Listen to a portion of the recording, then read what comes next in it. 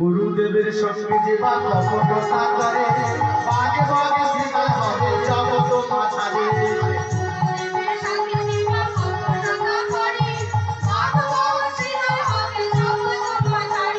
বাবা গুরুদেবের সঙ্গে কেউ যদি চালাকি করে, গুরুকে কেউ যদি অপমান করে, গুরুর কথা কেউ যদি অমান্য করে, তাকে বাঘ হতে হবে, নাহলে বক হতে হবে, নাহলে শ্রীকাল হতে হবে।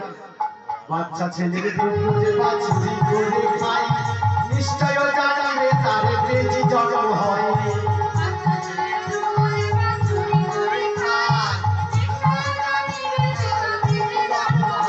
বাবা বাড়িতে বাচ্চা ছেলের খাবার আছে, লোক সামলাতে পারলে না, একটু দূরে খেয়ে দিলে বেজি জন্ম মানে নকুল নেউল, নেউল জন্ম নিতে হবে।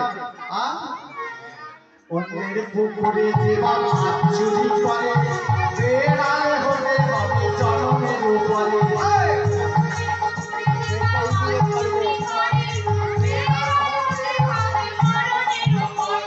পরের পুকুরে রাত্রিবেলা জাল ফেলে মাছ ধরে মুখের সুখে খেয়ে ফেললে না না, ঘরের জন্ম বেড়ায় জন্ম হবে।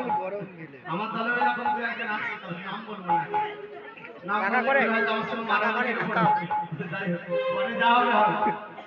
আর কি হরি নামে ক্রিয়া যে বা ছুটি করে। বাবা এখানে তো ভক্ত কম, মেদিনীপুর ডিস্ট্রিক্টে যখন আমরা গান করতে যাই তখন একটা জায়গায় একবারে ৫-৬ হাজার করে ভক্ত হয়। তো সেখানে গিয়ে দেখবেন জুতো চুরির হিড়িকটা বেশি, আর হয়তো হয় দেখেছি আমারটাই বেশি। তবু একটা রাখি এই মাথায়, একটা রাখি সেই মাথা। তো যাই তো যাই, এত ফাল্গুন মাস থেকে এই বৈশাখ মাস পর্যন্ত ৩ জোড়া গেছে, এখন পর্যন্ত ৩ জোড়া চলে গেছে। যাই তো যাই একজন মেদিনীপুরের ভক্ত বলছে, ঠাকুরমশাই আসলে আপনাকে খুব ভালোবাসে তো সবাই, তো আপনাকে পায় না বলে জুতোটা দিয়ে যায়।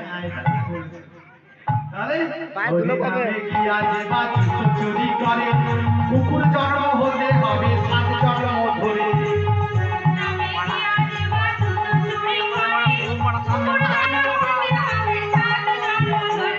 জানিয়া শুনিয়া যে বা চিনি চুরি করে, পিঁপড়ে হলে হবে মরণের উপরে।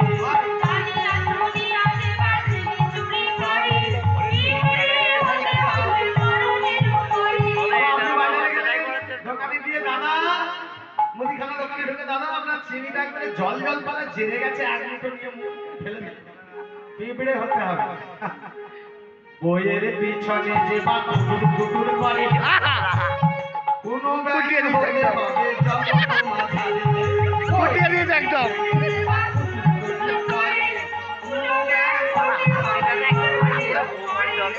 আর বলবো, আর একটা শ্বশুর শাশুড়ির সাথে যে বা ঝগড়া করে, বলবো না বন্ধ করে দেবো। সত্যটা তো বলে দিয়ে যদি বাইরে ছুটে আসে তাহলে তো আমার বিপদ হয়ে যাবে। যা হবে হবে, তাই তো। শ্বশুর শাশুড়ির সাথে যে বা ঝগড়া করে, শালিক পাখি হতে হবে মরণের উপরে।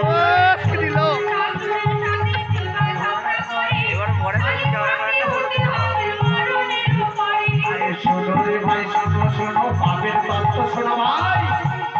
১০০ পাপে পূর্ণ হলে বন্ধু হয়ে যা। ১০০ পাপ পূর্ণ হলে, আগে বলেছিলাম ব্রহ্মসংহিতা থেকে, এটা যেটা বলছিলাম মনুসংহিতা থেকে। উল্টো পাল্টা বলে দিয়ে চলে যাবো না, আমি যেটা বলে দিয়ে যাচ্ছি, গ্যারেন্টি মনুসংহিতা যদি কারো ঘরে থাকে মিলিয়ে আমার কথাটা দেখে নেবে, উল্টো পাল্টা বলবো। মনুসংহিতা থেকে এটা কি এলাম, ব্রহ্মসংহিতায় বলছে সাত পাপে পদম নাস্তি সহস্রেণ ভাগবতাতে ওজুতে বধিরেষ্ঠ জীব লক্ষণ জানুষ্ঠমে বসে ২ কোটি অপুত্রাণাং ৩ কোটি চতুর্ভাষা চতুর্থে নরকে জয়ন্তী পঞ্চমে বজ্রপাত। শত পাপে পদম নাস্তি, ১০০ পাপ করলে কি হবে, একটা সাইড পড়ে যাবে, ফোড়া হবে। ১০০ পাপ কি কি, গুরুজনদের লাথি মারা, বয়স্ক মানুষদের পা কাটা, ভগবানের সেবা জিনিসে পা থেকে গেল না বলে চালিয়ে দেয়া, একটা সাইড পড়ে যাবে। শত পাপে পদম নাস্তি সহস্রেণ ভাগবতাতে, ১০০০ পাপ করলে কি হবে, ভেতর থেকে লক্ষ্য করা থাকবে, কথা বলতে পারবে না, বোবা হবে। ভালো ঘরে জন্ম হবে, দেখতে সুন্দর সুন্দরী হবে, কিন্তু ভেতর থেকে তালা মারা থাকবে, কথা বলতে পারবে না। অযুতে বধিরেষ্ঠ জীব ১০,০০০ পাপ করলে কালা হবে, কানে শুনতে পাবে না। লক্ষজ্জা কুষ্ঠমে বচে, 1 লক্ষ পাপ করলে কি হবে? কুষ্ঠ ব্যাধি হবে।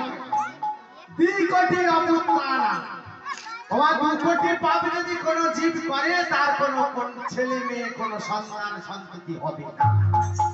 3 কোটি চক্ষু ঘাতক, 3 কোটি পাপ করলে জন্ম অন্ধ, চোখে দেখতে পাবে না। 4র্থে নরক জায়ন্তি, 4 কোটি পাপ করলে নরক যন্ত্রণা ভোগ করতে হবে।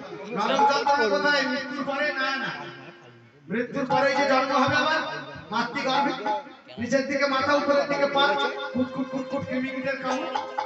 আর 5 কোটি পাপ করলে মাথায় বাজ পড়ে মরে যাবে, বজ্রপাত। তাহলে এইসব পাপের তো কোনো একটা রাস্তা বের করতে হবে, মানুষ তো এই পাপগুলো করবে। তাহলে এই পাপের রাস্তা কি? কোন পথে মুক্তি হবে? গৌর হরি বললেন, এতৎ পাপ ক্ষয়ে জায়ন্তি হরিনাম স্মরণে, হরিনাম শ্রবণে কিংবা হরিনাম উচ্চারণে। তাই গৌর হরি বললেন, তোমরা যাই করো, পাপ করো, মুক্তি পেয়ে যাবে। কোথায়? বলো নাই আমাদের মুক্তি তাহারে